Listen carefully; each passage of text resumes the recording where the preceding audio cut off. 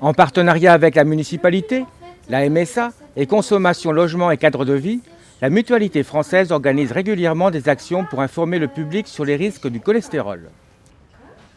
Cette action, elle est née au niveau régional, au niveau de la Mutualité française Pays de la Loire, qui a développé ce programme en direction des personnes normalement de 45 à 65 ans, un peu plus si affinité. Et donc, on propose une conférence et ensuite un cycle d'ateliers. La conférence sur les maladies cardiovasculaires, qui est animée par un médecin et une diététicienne. Et ensuite se met en place un cycle d'ateliers. Donc, pendant la conférence, on explique qu'est-ce que c'est que les maladies cardiovasculaires et on permet aux gens de poser toutes les questions par rapport à ce sujet-là. Le médecin, la diététicienne sont là pour leur apporter des éléments, maximum d'éléments possibles, pour répondre à un maximum de questions. Pour toutes les personnes qui veulent aller plus loin, c'est-à-dire qui veulent modifier leurs habitudes alimentaires, qui veulent réfléchir un peu plus sur qu'est-ce que je consomme, comment je le consomme, pourquoi je le consomme, eh bien, on propose un cycle de 5 ateliers. 4 ateliers qui vont se dérouler à partir de ce soir jusqu'au 8 juin, et puis un atelier décalé de 3 mois, c'est-à-dire qui aura lieu après les vacances, le 7 septembre, pour faire le point un petit peu sur quels changements les personnes qui ont assisté à ces ateliers ont mis en place, et puis s'ils ont rencontré des difficultés, de quelle nature, et comment on peut essayer de les aider là-dessus. Voilà. Alors la seule solution pour savoir si vous avez du cholestérol, c'est d'aller voir votre médecin qui va vous prescrire une prise de sang. Voilà. C'est la seule manière de détecter le cholestérol. Vous ne le sentez pas. Parce que le jour où le cholestérol se déclare, là, ça peut être un infarctus, ça peut être une athérosclérose, ça peut être plein de choses généralement pas très sympathiques.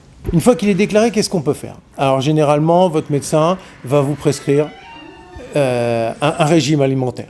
Voilà, il va falloir modifier absolument les habitudes alimentaires pour faire en sorte de diminuer essentiellement les graisses que vous absorbez. Les conseils d'une diététicienne s'avèrent primordiaux pour parler alimentation. Une mauvaise nutrition est l'un des facteurs aggravants des excès du cholestérol. Vous pouvez vous rasseoir, on va en discuter. Alors, essayez d'avoir une bonne hygiène de vie. Donc ça passe évidemment par l'équilibre alimentaire, mais aussi par l'activité physique, attention au tabac, à l'alcool, essentiellement. Alors, on va parler bien sûr d'aliments. Qu'est-ce que vous préconisez?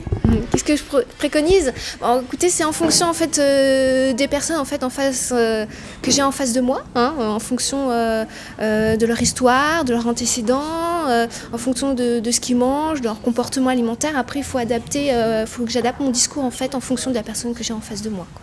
Alors, il n'y a pas d'aliments interdits ou des aliments Non, vous pouvez manger de tout. Après, ça dépend, on parlait de la pizza tout à l'heure, ça dépend à quelle fréquence, en fait, la pizza revient dans votre alimentation et puis aussi ce que vous mangez aussi aux autres repas.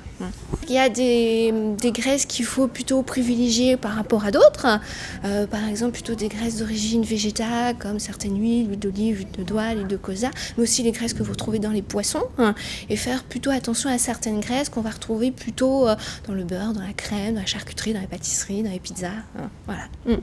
Alors, hors de ces ateliers, s'il y a des gens qui sont sensibilisés, où est-ce qu'ils peuvent se renseigner? Alors, s'il y a des gens qui souhaitent des renseignements, ils peuvent s'adresser à leur mutuelle. Notamment la Mutualité française a mis en place une nouvelle opération qui s'appelle Priorité Santé Mutualiste, qui justement est là pour renseigner les adhérents. La première démarche, c'est contacter son médecin traitant, parce que c'est le médecin traitant qui est le plus à même de renseigner les personnes sur leur état de santé, puisqu'il les connaît.